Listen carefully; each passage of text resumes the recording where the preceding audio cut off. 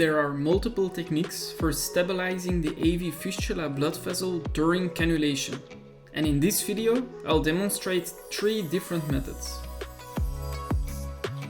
Always ensure proper skin disinfection at the cannulation site.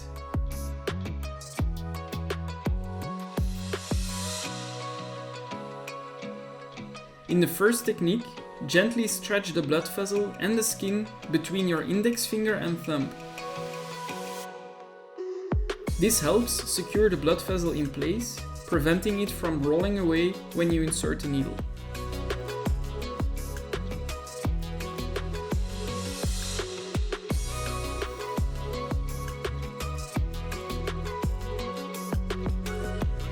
The second technique involves using your index finger and thumb to hold the blood vessel in position, which is particularly valuable for very superficial AV fistulas.